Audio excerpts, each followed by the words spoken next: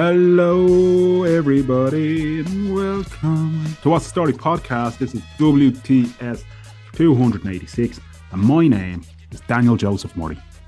And you're joined, Daniel Joseph Murray, by Sugsy Christy Merrigan and Graham Merrigan. How are both Graham and Sugsy Christy doing? Well, you can see Sugsy there. He's dying for attention off my mother, who's just come in from work, and he's waiting for her to come in to say, "Come on, my prince, come on into me." We're recording this now. It's post 6 p.m. Would it be near Sugsy's dinner time at this hour, would it? He mailed it already. I brought him over. We were recording early this evening, and I brought him over to Kilbogga at about 4, and he mailed it at about 5. And now he's winding down now. I'm sitting sideways on my bed, and he's lying down on my legs. Lovely. Fantastic animal is Sugsy. Great time from him. Yeah. Great time from him. How are you keeping anyway, Graham? All good? Good. Yeah. I'm okay. Yeah. I actually just want to take the time. A listener of our podcast sadly passed away tragically last week. Gavin Mahan. Gav would often send me reviews of podcasts that he'd listened to, and I was reading them back over since his tragic passing, and I read them with fondness. And Gav was a lovely lad, a joker, up for the crack, and condolences to all his family, everyone associated with Gavin, his friends, and shine on, Gav. Indeed. Yeah, it's been a rough couple of months, I think, for the Borough, in terms of it just seemed to have lost a lot of nice and good people. You know? Yeah, I mean, I've been to 5 or 6 funerals this year alone, and it just makes you reflect and probably want to enjoy life a bit that much more. Like you've often said in the past, we're not here for the long time; we're here for a good time. This is it, man. This is it, you know. But yep, as you said, shine on, Gav, and condolences to everybody you knew him. In other news, Graham, and to take a completely different tone, if I can, it's great to be a Man United fan again. Well, like, it's funny that you're saying to change the tone, because Gav, who we just talked about there, was an avid Manchester United fan, so he'd have been at United. So, Jesus, I mean, they're playing great football. And I've seen it's their counter attack, isn't it? I think all around. I think, you know, the difference is you've got a spine in a team, and it's that thing of Casemiro, Varane, De Gea is reformed, and Marcus Rashford is reformed. Two lads who United fans are writing off, 12 and 18 months ago, and under Eric the Great, they're like they've wound back the clock. And it also helps De Gea that he has a strong defensive. Well, yeah, exactly. I mean, look at Martinez and Varane. They're absolutely sensational. I love Martinez. He just has that little bit of madness in him that I think every centre back does need. But I think, like, you're right about De Gea as well. You could have 11 Peter Schmeichels playing in net, but one Harry Maguire in front of you, you're going to concede goals. But I mean, we just on reflect, or just a point as well. Anytime we watched international tournaments in the past, me and you would often text when Italy played, and when Italy's defenders celebrated defensive stuff. United are starting to do that, and it's hilarious. Like, you see Martinez absolutely running amok if he blocks. Love it. I love seeing that. Those little things that that people take for granted. But I mean, like you said, like, you'd watch Italy play or you'd watch Juventus play, and you'd see Bonucci and Chiellini, like, nose to nose, like, screaming at each other in celebration over, a tackle or a block, and then Buffon would be running in and joining them. And it meant more to them than scoring a goal. And as defenders, that's perfect. That's what you want, like. I'm also enjoying Arsenal at the moment. They're great to watch. I love Martin Odegaard. Absolutely. He's smashing little player. Brilliant. Martinelli, I didn't realise Martinelli was so young. I thought he was like 27 or 28. How old is he? I think he's only about 21. Unreal. Yeah. They're great to watch. Who do you think's going to win the Premier League? I don't know. United have a chance? They have an outside chance, but I think it is an outside chance. But they've worked. Ten Hag has worked wonders since the 2 defeats at the start of the Oh, season. absolutely. Like it's and this is I know there's Liverpool fans. Hello, cousin Keith. Hello, cousin Michael. Who are and like that. They're is this still the Mickey Mouse Cup and all that? I'm like, yeah, it is. But that's where we're at the moment, where we're celebrating those things, and I'm fine with that. I'm That's the fine with banter, that. isn't it? If United win the Charity Shield, I'll celebrate it. That's where we're at the moment, right? But like, yeah, Ten Hag has. I think everybody can see that this United team, they're believing in themselves. It matters more to them now. And I think, like when he stood up to Ronaldo, that was a big moment. That was a turning point. I love Ronaldo, and I always will. But the poison that crept into the team, and that was the turning point, Dan. And I think as well, then you see Rashford, the form he's in or whatever, and what was it? He turned up late for the bus or something like that, and he got dropped. Got dropped. Was he fined? He probably was as well, yeah. Harry Maguire, who had been stealing a living for a number of seasons, the club captain, doesn't matter, you're on the bench. That's it. On the bench with you, so he's ruthless, and you need that. Is Lindelof being hard done by here? I don't think he has. I think Lindelof, I think Lindelof's an okay player, but he's not better than Rafael Varane, and he's not better than Alessandro Martinez. Agree, yeah. Hard agree. But I'd put Lindelof in before I put Maguire in. And your fake second team are top of the league as well. Fake. I don't understand, Graham. I'm only joking. It's just a low blow. Yes, Bohemian Football Club are indeed top of the league, Graham. And it's great. Declan Devine working wonders. It's great. It's been good to watch as well. Like I watched a little bit of the opening game, watched a little bit of the second game. Both had their entertaining moments. And as you said, Declan Devine does seem to be doing a good job there. And I know, look, it's only 2 games in, but 6 points. Can't argue with that. Yeah. Rocky start for Rovers. Very rocky start. 2 draws, and should have been 2 wins. In fairness, the game in Sligo though was, I mean, like that was never a sending off for Pico Lopez, man. My God, Danny. Not only that, like, I mean, I was of the opinion, right? You can't raise your hand, and that wasn't me agreeing. That wasn't me agreeing. I was just saying, what do you expect from a referee to raise a hand? You all right, Subsy? He is crying for you. Look at him. He's begging. He's crying for me, ma'am. He is. He wants me to open the door to let him out for me, ma'am. Yeah. So Pico Lopez just challenged one of the Sligo young lads, Browning, I think, and Browning stood up, and Pico just tapped him on the head. Like the best way I can describe is a patronising. Yeah. Welcome. Like a little pat in the head, like welcome to the league kind of thing. Kind of, yeah. And the referee straight away. Well, the players reportedly seen the referee with a yellow card first. And then he took time to think and gave a straight red.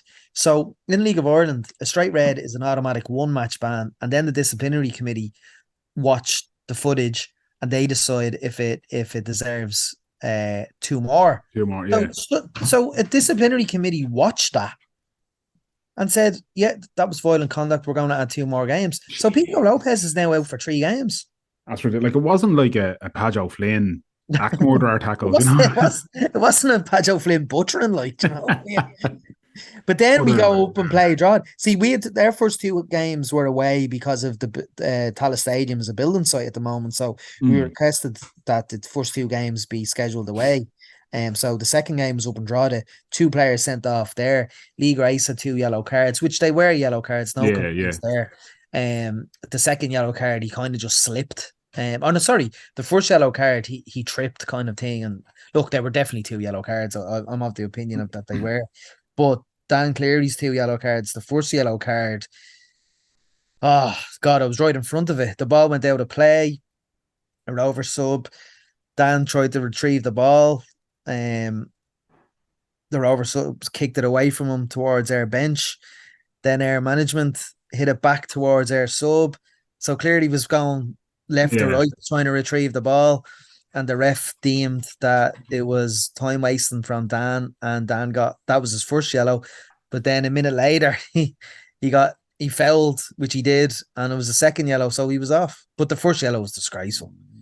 Like Yeah, you can give the coach or you can give them the coaching staff yellow cards now. So yeah. I didn't out of the three, the sub, the management, and Dan involved in that situation. Dan didn't deserve the yellow card at all. He Yeah, was I get you. genuinely trying to retrieve the ball. Yeah, it's but look, Very, it's good. very early in the season though, so It is. some Rovers fans saying we're the shadow of the team we were last season, which is absolute It's madness. two Two games. games in, Look at United. Look at United's opening games of the season. Look at them now. Look, absolutely. it's. I think it's great because the thing was after the last couple of seasons, the expectation was there that Rovers would, Rovers and Derry probably would run away with this. You know what I mean? But at least now they have a few points to catch up before they get to run away with it. So it'll be interesting for at least 6 weeks. Absolutely, yeah. Agreed. Now, enough of us waffling. Who is our guest this week?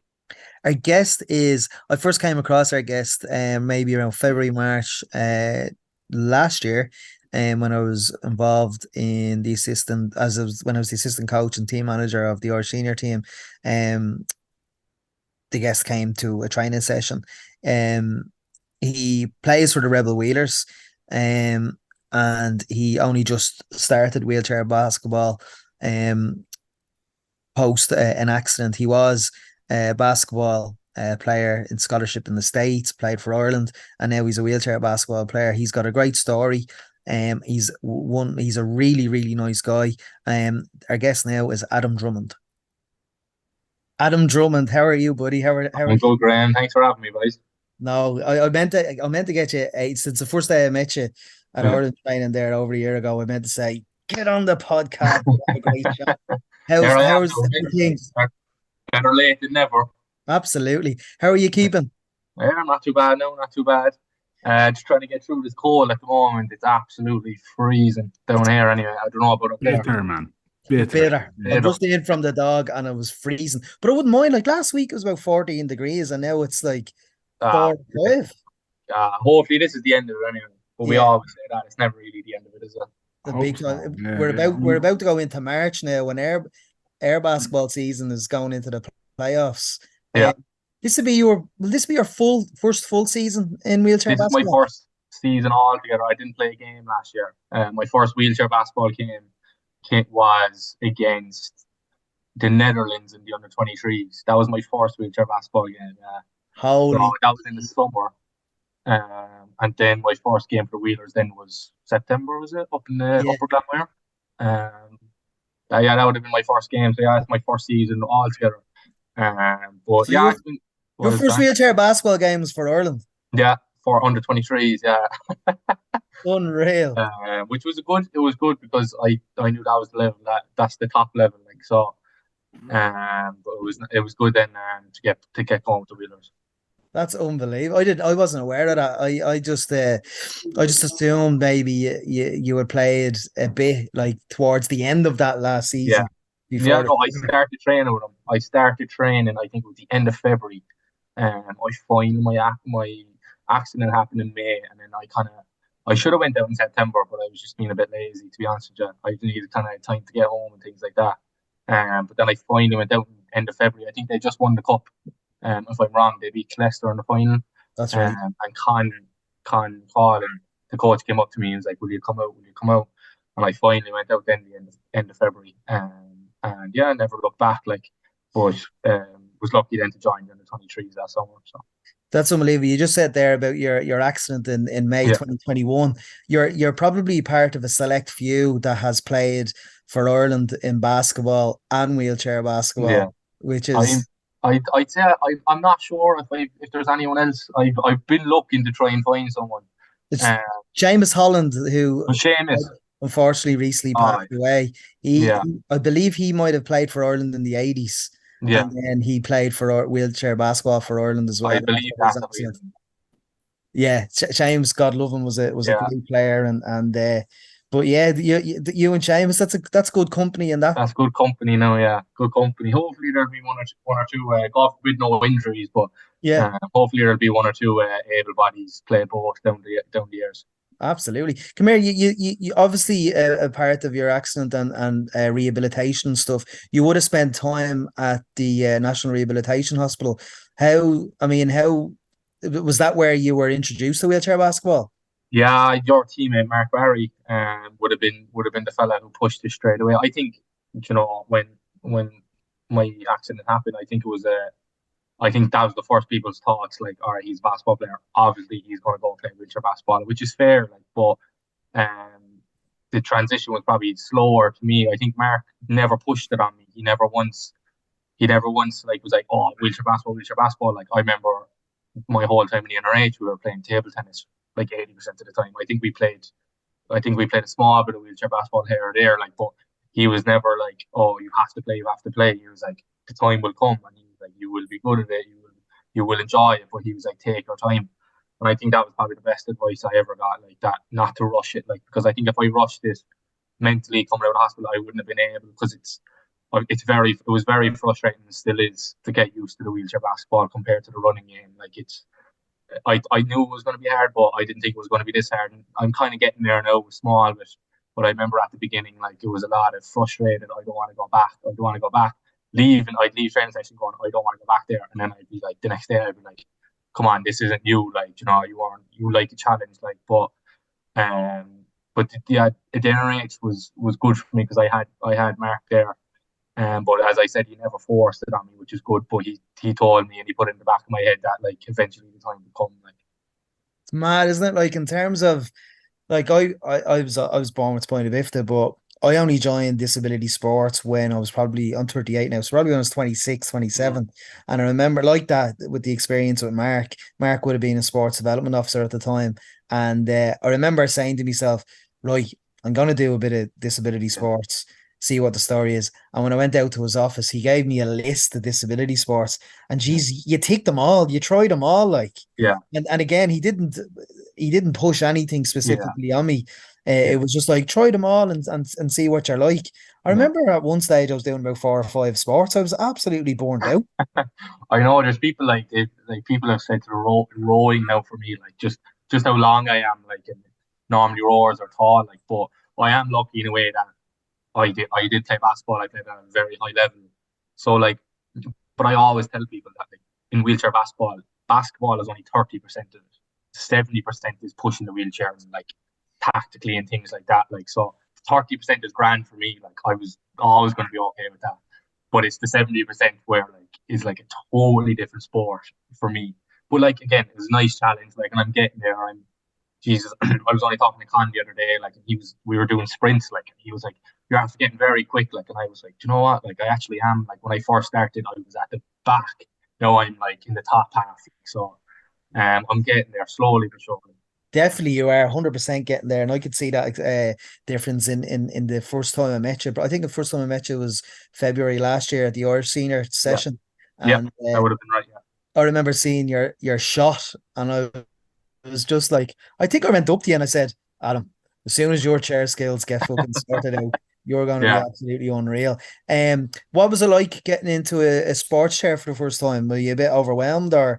yeah. Like, I think, again, I was lucky. I had marks up in the NRH. They were like, look, thankfully now in their program they kind of push sports at you straight away. So I kind of got into a sports chair up there, and it was different. Like, and, like, the contact, like, was very different for me. Like, just some fella, like, I couldn't understand that. Like, some fella could just absolutely blow you off the court. Like, it's not a foul. Like, I couldn't, still can't wrap my head around it. And I remember on the weekend the ref turned around to me. He was like, "You should be a referee," and I was like, "You know what? I probably should." Like, uh, but no, that was probably the different part, the kind, because, like, you're still recovering. Like, my spine was still recovering from breaking, like, and it's like, oh, put you into a wheelchair there, and Mark is absolutely clinging you, like. But it's probably the best thing you do for your, like, I think with those kind of things, you just have to kind of throw yourself into the deep end, like, and just kind of go do it, like, just keep trying different things. And the sports chair was definitely different than, like, learning how to transfer from, like, the chair to the sports chair and things like that, like, where I'm going to need the rest of my life, like, very important. Just Danny, Adam took part. Rebel Wheelers were in the cup final in January against Limerick Celtics, and I respectfully hate both teams. I'm only joking at them. And I was sitting with fellow Bulls players, Johnny Hayes and Jack Shannon Cole, and I was like, I want Adam on, I want Adam on. And sure enough, Adam came on, in the fourth quarter, and his first shot, it went straight up outside the key, rainbow, all net, and it was the only Rebel Wheelers basket I've ever cheered in my life. I'd say there's a bit of poaching going on there, to be honest with you. I think we'll talk after the game. We might have a financial backer here that can pay your diesel up and down. Money talks. How do you find the competitiveness of our wheelchair basketball league? Very surprised. Very surprised. I think when my accident first happened, and this sounds bad, but again, I'm being honest, I think you kind of looking down a small bit on it. If you get me, it's a bit prideful as well. You're kind of I'm not playing that. And then it's I played then in my first game, and it's it's very, very, very competitive, and more competitive than I played in any other league, able-bodied in the world. But you love it. You have to love it. I think just because you have a disability doesn't mean you should take things seriously. Or we shouldn't be competitive. That's the kind of mindset I had. I was it's a throw around. It's a bit of fun. And it's no, I'm there with the Rebel Wheeler second team, and you're down 40 points to Leicester, and they're full court pressing you with 2 minutes left in the game. That was the moment I kind of knew I was this league is serious. There's fellas out to get. I feel as if there's the rest of the league is taking their anger out in Rebel Wheelers too sometimes because of how successful Rebel Wheelers one have been. But look, that's what we signed up for. I guess. Absolutely. I remember my first time playing as well, and I had the same experience as you in terms of probably not looking down on it, but probably thinking, oh, we've disabilities, everyone's going to be friendly, and then I get clattered up in the backside. I was like, what the fuck is that? And then it's a bit of a wake-up call, but also I mean, I thought it would have been, I thought some people would have been a bit friendlier for some reason. And don't get me wrong, they're friendly off the court and after a match, but that was a shock to me. One of the things as well, when my uncles and family came to watch us play for the first time, I forgot to tell them that we're allowed one able-bodied in the starting five. So when they seen a couple of players, actually when I first started, you're allowed two. So when they seen 2, 3, or 4 players get up and stand up out of the chair, they nearly collapsed. They're like, "What the fuck is going on here?"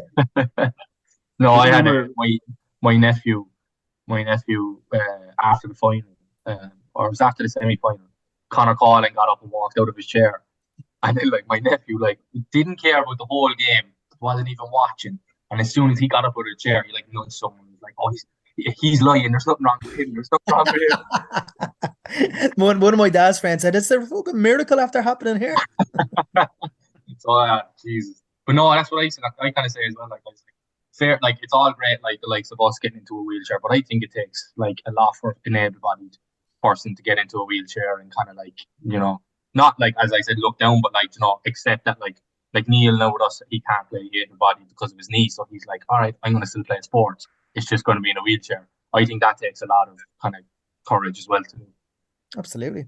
What are you going to say there, Danny? I was going to say, I remember one of the first games that I went to watch the Bulls play, and the match that was on after us was NI Knights, I think, and I can't remember who the other team were, but I just remember the accent. So, but the two lads were just chatting, having a laugh and everything else. And in the very first play of that match, those two lads absolutely creased each other out. And I was like, lads, this is that whatever, like you were saying, friendly off the court and all that. But the second that the whistle blew or whatever, it's one of them, because I'd watched a little bit of Paralympics over the years, but it wasn't and then now just going to watch you play, Mero, and watch some of the games that are happening, the competitiveness is unreal, and it's the entertainment value. It's not alone.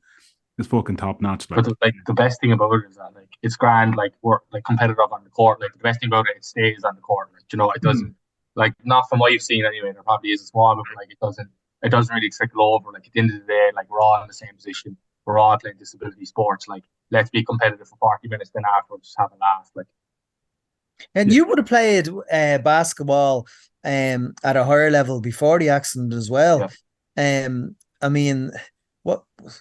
What was that like in the US, because you had a scholarship and everything over there? So I played with the Irish team growing up, the underage Irish team. and I did my leaving cert. I was meant to leave a year before my leaving cert to skip it and go to America then. But I ended up doing my leaving cert, went off to prep school, and it's just like I was only talking with someone the other day. It's like in Ireland, it's like, especially in secondary school I went to, like they were hurling mad, like, and it's like you play basketball, and it's like, oh, that's a wussy sport and all this, like, and then you go to America, like, and everyone's obsessed about it, and I like at the time, like, that was the thing I kind of appreciated the most, is that like I love basketball more than anyone, and it's like everyone around me also does as well. So like in secondary school here, you kind of like the outsider, like I'd say like one fella in my or two or three fellas in my year probably playing basketball, and it's like everyone then plays it, and everyone's obsessed and watches the NBA, like, so.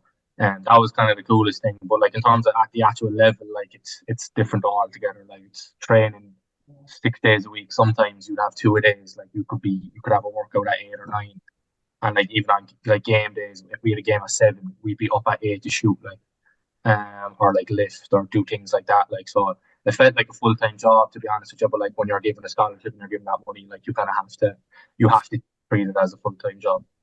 Mad, isn't it? It's a different kettle of fish over there, isn't it? Yeah, different level altogether. Like, the level, like even at that age, it's so intense.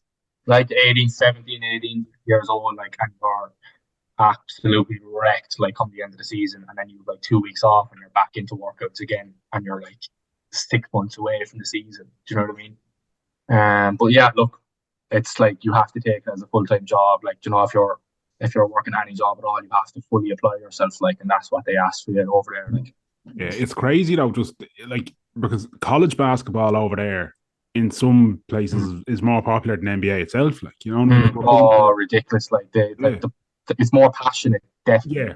100% more passionate, because people could have like went to that college, or, you know, being alumni, or like played from, like, so it's kind of like the odds of people playing for the NBA, like the NBA team is lower, like, so I think like everyone has an NBA team, but everyone also has a college team. Yeah, it's insane. Like, and March Madness and all that kicking in soon. Like, so it's huge, and the money they're making over there now. Like, even the players, they're allowed to make money, which is only fair. Like the college. Yeah, that for years they weren't allowed, weren't they not? Huh? For years they weren't allowed, weren't they not? There was a no, you're not allowed to make money. But like, I think they changed it 2 or 3 years ago, I think. But now, but like only like the highest of the highest we make them, like the kind of like the Duke and the North Carolinas, those fellas making actual money. Like. That's mad, isn't it? But it's only fair though. Yeah. Big time, yeah. I remember talking to I can't remember who it was, but I remember they were talking kind of before accident, after accident, in terms of before the accident, they felt like that they had a load of opportunities come their way, and now post accident and in rehab and stuff like that, loads of different opportunities have come their way. Do you feel that that's the same as well? Yeah, I think, I don't know if there's much opportunities, but I think it's just more the way I think more than anything. I just feel as if I'm way more open-minded now, to be honest with you. And like, I'm in college, I'm going into fourth year next year, like doing sports and exercise, and like I don't know what career I'm going to go down. Like, I could see myself being, I don't know, doing something in media or something like that. Like, but I could also see myself working in a gym or something like that. I don't know. I think that's the fun thing about it. Like, I'm still young, so I haven't really decided. But opportunity wise, like, yeah, I think you have to kind of go out and get them as well, though. You have to put yourself out there at the same time. Just because, you know, you have a disability or whatever, and like, if you're going to a company, it might look good to have you in. You still have to work to get it. Like, you know, you still have to put yourself out there and be in a position to be hireable. But yeah, I think it's more like me being open minded than anything else. A lot of able-bodied people will ask as well, you know, the generic question, and I'm going to ask it, unfortunately. But do you see that? Do you see any opportunity arising with in the Paralympic Games? Do you envisage doing an individual sport, perhaps? Would that be a goal at all? You know, obviously the Irish wheelchair basketball team probably wouldn't be good enough to reach Paralympic level. But do you see yourself maybe taking on an individual sport to do that? I think so. I genuinely haven't really thought about it myself, but I wouldn't rule it out either. Like, you know, I played lots of different sports when I was younger.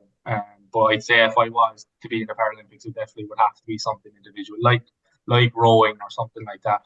that I could probably look into down the line. But at the moment, like I'm playing the wheelchair basketball, and I'm also coaching Neptune under 20s. So my hands are fairly full at the moment. Unbelievable. You're coaching now, are you? I'm coaching. Yeah, I coach able-bodied basketball as well. Unreal. How are you finding that? Different, definitely different, and challenging. And that's not just like the teams we play. It's just kind of like when you're coaching, you're kind of limited in demonstration, like in terms of what you can show the lads. And I think that's why I chose under 20s to coach, because like it would be hard for me to go to 11 or 12-year-old like do this move when I can't, when I'm in a wheelchair. Like, do you know what I mean? So I think with the under 20s and like, you know, eventually I'd want to go on to coach senior, that it's more tactical, and it's like they're already at that level. So challenging but very rewarding, like very, very rewarding. That's brilliant. Love to hear that, man. Yeah. That's like Mike. Do you know Michael Hennessy Cullen? Michael probably stopped playing basketball before he would have stopped kind of around 2019, I think. But Michael Hennessy Cullen, he coaches hurling in Wexford. Yeah, and he's very successful at it as well. Yeah. So that's great. Jamie Wall as well. Jamie Wall, of course. Yeah. Jamie Wall. Yeah, he used to play with the Wheelers, didn't he? Yeah. He actually when he was up in the rehab hospital, he was training with us all the time, and he took to the sport very well. But I thought he did play for Rebel Wheelers for a while, but I don't think he completed a full season, which is a shame because he was actually very good. Yeah, I think he's heavily involved with he's always in TG Car now anyway, doing the commentary and things like that. Yeah. That's mad. It is. We also, because we're obviously so close to the rehabilitation hospital, we've had we kind of accommodate a lot of patients with training and stuff. We even had remember the jockey Robbie McNamara? Yeah. We had him training with us for about 3 months, and he was unbelievable at basketball. Yeah. I was begging him to sign for us, and he just And what's his story now? Like, just kind of left the hospital. He left hospital and he is training horses. Oh, Jesus. Fair play to him, you know? Yeah, he's back like, training horses. As for me, like, it kind of took me a couple of months to come around as well, like, you know? So, or like some fellas might be years before. Like, we've had a fella now who I think he's in his 30s, and he's been in a wheelchair for the last 10 years, and he only joined us a couple of weeks ago. Like. So, like, and you're the same, like, you know, it just takes fellas longer than most of us, like. Big time, yeah. Because like when you see, say, Johnny Hayes, he's been playing since he was 7 or 8 years of age, and he's taking a step back from even the international setup for the next couple of years. Because it can take over your life, you know, if you want to concentrate on the Irish team, or you know, you do have to devote your time to it, and it's tough going, especially when you're out of pocket a lot of the time. And it's all out of your own pocket. Yeah, it's all out of your own pocket. Like, I mean, it was gas because obviously I would have been the assistant coach of the Irish team last June going to Bosnia, and I was telling Danny and Con and Tiernan probably would have told you, but the Turkish team had, like, when they got to the semi-final, they won it in the end, but at the semi-final, their minister for sport flew in a private jet and got the red carpet treatment at the semi-final, and there was huge fuss made over the team. Their equivalent to the 6-1 News was there every night after a match, interviewing the captain or the MVP and the coach. It was bizarre. Basketball over there is huge, like, and it's like basketball, like the running game here is even kind of neglected by the Irish government and like kind of media and things like that. So like, if they're not going to get like attention, then like we're definitely not going to get attention. Definitely not going to get attention. That's just like, you know, I think that we could probably use that as motivation, and I think that's like, you know, if we're going winning, hopefully going win the seed, the lads go win the seed this year, like, and then like you go flow on win the B, like the country or like media has no choice but to kind of give us attention, like. Absolutely, because obviously I would have done it. I was the team manager and assistant coach, so I would have done tried to do a lot of networking with the other teams. Yeah. And like there was 14 teams over there, and me and the head coach were the only coaching staff that were volunteers. The rest of them were being paid. You know, so, and then a lot of the teams in our group, like Latvia, Slovenia, they were all training like 4 nights a week, 6 weeks before the tournament. I mean, you can't compete with that when you're training maybe 3 weeks. Like the Wheelers train 3 days a week, like, and I feel that's a lot, like, do you know what I mean? And then a game as well, and it's like you hear that kind of stuff when they're training. Like the Netherlands team under 23, they go to the same academy, like they like their college, they all go to the same college, they train after classes every day. Like, do you know what I mean? Like, how are you meant to compete with that? No, you can't. It's You just can't. You you can't. can't. Like you said, if the running game isn't getting the financial assistance or even Yeah. attention, what hope have we got? We just have to do it ourselves, which is Like great. fellas struggling to get chairs, like and everything. It's just like, you know, what are you meant to do about that? Like, the government going to probably help out with that anytime soon? Probably not. Like, but Yeah, it's just like there's no fella with a disability should struggle to get a chair, like, at all. Like, I you know, know. Yeah, and they're so expensive as well. Like $6,000, like $6,000. that's not pocket change. it's $6,000 is a respectable So, amount. is that for the sport chair or the everyday chair? Both, isn't it? Roughly. Sports, yeah, sports chair. My first ever sports chair I got was a display, and I got it completely by chance, and I got it off Invacare, and I said how much. It was a display model because it didn't fit the person it was made for. Yeah. So I put it on display, and I was out in the factory, and I said, "Can I try sitting in that?" And he says, "Yeah, go ahead." And it fit me by complete chance. I said, "How much do you want for that?" And he said, "Look, it's a display model. It's not going to get any use. You can have it for 1,200 quid." And that was like, Still 1,200 quid though. Like, do you know what I mean? Yeah, it's still 1,200 quid. And like all fellas, like in the running game, have to worry about is getting a pair of basketball boots. Like yeah. And some of the lads in Air League wear basketball boots as well. Huh? Some of the lads in Air League wear Air Jordans as well. I know, yeah. Geez. There'd be very little wear and tear on them though, so they get a few seasons out of them. You know what I mean? Exactly. I know. I tell you, I'd come home from a night out there, like, and my shoes be filthy the next morning. And I'd always go, "Was I up dancing or what last night?" I'd be like, honestly, my shoes be dirtier than when I wasn't in a wheelchair. It's annoying. But yeah, I seen a quote the other day for a wheelchair basketball chair, and I think it was about 9,500. Jesus. Yeah, I can't believe that. Yeah, so, but I suppose that's, and like I'm obviously coming at this completely from a place of ignorance. Do you know what I mean? So when you're saying this to me, I'm kind of like, it's a long time since I played any sport. Like, but I mean, what? Like, if I had to drop 120 quid in a pair of football boots, I'd be snapping. Do you know what I mean? Like, and that's like. I think there's like I got the Lord Havners or whatever. So like there's different like discounts and stuff you can get. You can well, that was, I think, for your first chair you can apply for it, but like after that it's like good luck. Like, do you know what I mean? Yeah. I got a bit off my chair, but still though, like it's still not like, I don't know. I just can't wrap my head around it like that. Like people with disabilities have to pay that much to play a sport. Like, do you know what I mean? Crazy, isn't it? It's scandalous. Like that is actually scandalous. Like. Absolutely. It's absolutely scandalous. You met Roy Keane, my hero, and Danny's hero. Danny, was he still your hero, Roy Keane? Like I've moved on because he's not playing anymore. But He's still hung up over the Saipan stuff or what? Oh no. I mean, like Roy Keane is. I mean, the kettle will always be on in this house for Roy Keane. Like, do you know what I mean? There's no. But it's just I concentrate more on the lads who are playing ball than I do. Yeah. Was the kettle on in your house, Adam, when you knocked on your door? His aunt and uncle lived across the road, and I was down at my local, and I was random. I think it was a Sunday or something. And tapping my shoulder, he was like, "I'm Roy Keane's uncle. I live across the road." And he was like, "I helped out the DIY but he was like, Roy's gonna call into you." And I was like, "Roy who?" And he was like, "Roy Keane." And I started laughing. Like, I had a few points in, I was like, "He will, yeah." He was like, "No, he will."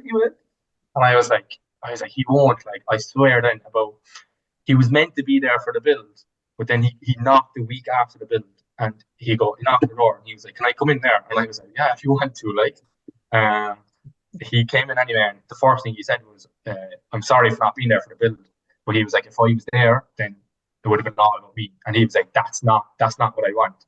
So he sat down at a cup of tea, 45 minutes chatting away, like the nicest fella you could meet. Very, very genuine. Say that was surreal, was it?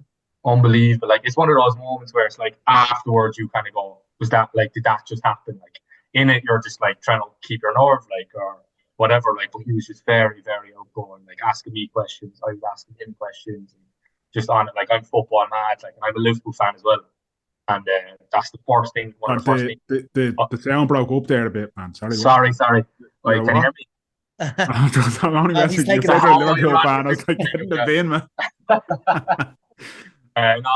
First thing I said to him was like, "I'm a Liverpool fan." He goes, "Grand." He was like, "Do you have a jersey inside?" I goes, "I do, yeah." He goes, my car needs to be clean there. Love it. Straight into me, like. But no, like he's very, very sound. I remember seeing when you tweeted saying, "Oh, just Yeah. had a guest today." I was like, "You're fucking joking me." But you referenced there DOISOS, so that hasn't aired yet, though, has it? 26th of March. Lovely. Yeah, coming around now. 26th of March, yeah, Sunday. It's lovely. So Adam is the subject of DOISOS. I've never not watched an episode of that where my eyes are sweating. I know. Yeah. I don't know. I know my interviews, but I have no clue who else got interviewed and things like that. But people are going to ask him like, "Oh, will you have a party?" Whatever. I was like, "No, I'm locking myself into my room and watching it on my own." To be honest with you. Yeah. I don't want to be around anyone at all. I'll come back out then an hour later and be like, "Ah, that's over with now. That's grand." Yeah. It's a fucking great show, like, and it does unbelievable. It does that thing really well. Like Irish people are really good at patting ourselves on the back for things, but when it comes to stuff like that, it hits all the right notes for that sentiment, and just, we're the sound bunch, really. You know what I mean? There's so many, like, in the news nowadays, like I feel as if everything is negative news. Like, TV is negative, like, and it's one of those very few shows that highlights the good in things. Like, do you know what I mean? And I think there was 3,000 applied, and I think like only 1,500 were chosen to help on the house. Like 3,000 people. Like, so I was only thinking the other day that like my buddy Garrett Blunt passed away, and Jordan, he's one of the best players, able-bodied players in the country now. At the funeral, he just mentioned that like one of the positive things with before Garrett passed away was like he got to see how much he loved. Do you know what I mean? And I think that was one of the moments for me. I was like, geez, like there's 3,000 people coming to help me and my family. Like, and I was like, if I die tomorrow, I know like how much I'm loved or people care about me. Like, and a lot of people when they pass away don't get to realize that. Do you know what I mean? Yeah. So that's probably the coolest thing. That's powerful reflection there. Yeah, fair. That is. And that's despite you being a Liverpool fan, which is I know. You know. Not a good year now. If you were talking to me this time last year, I'd say this would be a different conversation. Oh man, if this was 12 months ago, my mouth would be shut right now. I'd saying nothing. But in terms of like, do you keep an eye on the NBA yourself? Like, do you follow it? I do. I watch, like, just because of the time difference. I watch way more football. Like, I watch all the matches. I never really had an NBA team. I'm a bit of a LeBron fanboy. Like, whatever team he's on, I'm probably watching. Yeah. But like the time difference, it's so hard. Sundays is grand because it's on at like 8:30 or something like that. Well, that's Sunday gone when Lakers are playing Mavs and LeBron put it. That was great. What, 8 o'clock in the evening or something? Deadly, like 8 o'clock in the evening, like, and it's over at 11 straight to bed then, like, yeah. But sure, they can't really do that over there, like, because they're 5 hours behind, like, so during the week they can't play games until 7 o'clock their time. Adam, don't mind this spoofer. He got involved in the NBA after watching The Last Dance, and now he collects Air Jordans. Is that why? Yeah. He's an absolute just spoofer. Is that true? It is true. Right, here's is it true, Danny? So will you let me finish, Graham? Will you let me finish there? So my brother would have watched the Bulls in the 90s, like everybody in the 90s, I suppose. And I never really paid much attention to it. And then I watched The Last Dance, and it was during COVID. Yeah. And I was like, I mean, like nobody was doing anything during COVID. So that time difference factor just wasn't a thing. Like, so I was up till like 2 and 3 in the morning anyway, doing nothing. So I was like, all right, I'm going to watch this basketball match. And then from there, and ever since, like, I'm just every weekend, I'm like, who's playing at Grand? I'm watching that. Grand, I'm watching this. Great. Like, I think a lot of people over the COVID, they either went, and I see it behind you, they went the F1 or they went the NBA. Like, it's one or the other. Yeah, the F1 I've been watching since like the 90s now, but really? the basketball I've only really started getting into it in the last sort of 2.5 years. Like, but I'm fucking so loving that's it a yes to my allegation, isn't it? Yeah, I mean, if you want to take a cynical look at it, Graham, I'll give you the F1 because I know you've loved the F1 since you're a nipper, but the NBA, I'll take credit for my. I won't take credit for it, but he does the raffles for the Air Jordans and all. Oh, really? Yeah, you enter them or you sell them? No, I enter them on the snake. I just collect them, like, do you know what I mean? So, but I bought just before my injury happened, literally a week. I got a pair of Kobe's, like, just retail. Oh, not yeah. So, like, bought a pair of Kobe's, like 150 or something like that. and I recently sold them for like 700 or something like Oh, that. no way! Yeah, and this is what happens, man. This is it. What? The fella I played with, he plays in the BBL in England. And I was like, the only fellas that are going to buy this now are playing. Like, is it going to be an NBA, like someone playing high level in the and he's playing over the BBL for Plymouth, and he bought it for 7. So like, nice little profit off it. Like, but I was delighted when I got him, and I was like, all right, I'm not going to wear him now, just playing against Ballybrat Bulls or something like that. So I'm going to get my money here now. This is it. Like, like people, Mero gives me stick over it and all that, and I'm like, look, I'll wear a couple of pairs. There's a couple of pairs there though that I'm just they're in the wardrobe in their box, untouched as bankers, because I know they will. Jordan 1s and Jordan 4s are the ones that tend to go for it. But yeah, they'll sell well. How many different types are there? Of Jordans alone? Yeah. About 30 something, man. Really? Yeah, yeah. And then like that, you've got Kobe's, you've got even like the lads, well, the ones that are coming out for the players that are there now aren't great. Like Giannis Antetokounmpo has some, Luka Doncic has some. They're grand, like, but you wouldn't be collecting them to make a few quid on them, like. That is mental. Do you have a glass case and all for them, Danny? It's I'm getting plan permission off the wife to get that done. Another pair of Air Jordans arrives this house, she's gonna murder me, lads. What's the app thing that you use for the raffling?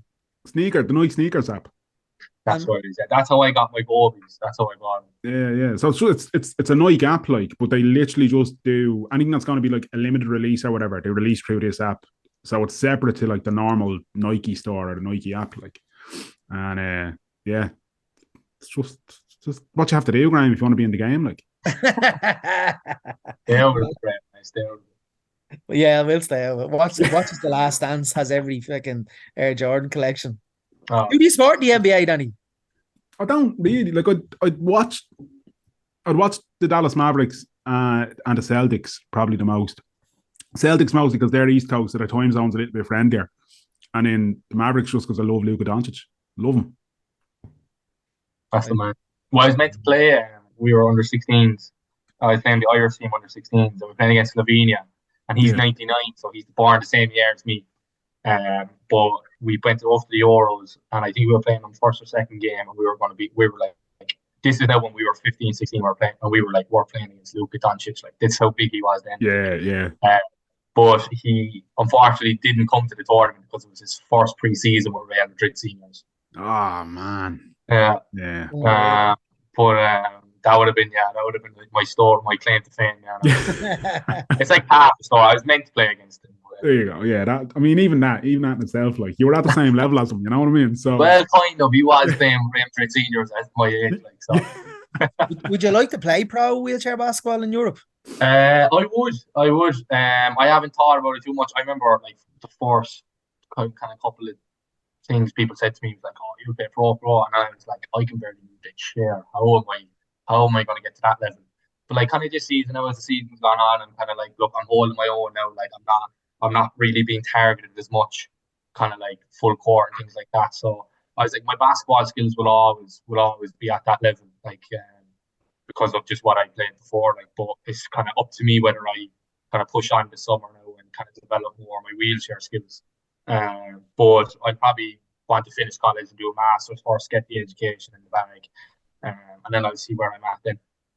Deadly, because there are a few like in the league in their early 20s that if they put their mind to it, they potentially could go abroad. Because we know, obviously in the Irish senior squad, we've Matt Rolston, who's playing in Italy at the moment. So it's definitely, especially when you go to these tournaments, they're full of scouts. Like, they're full of like the Italian league scouts, the Turkish league. I know Matt was talking to the head coach of Galatasaray. He was offering him over for a trial, and he eventually went to the second division in Italy, where he's being paid to play. So the scenes from, is it Galatasaray and Fenerbahce when they play each other?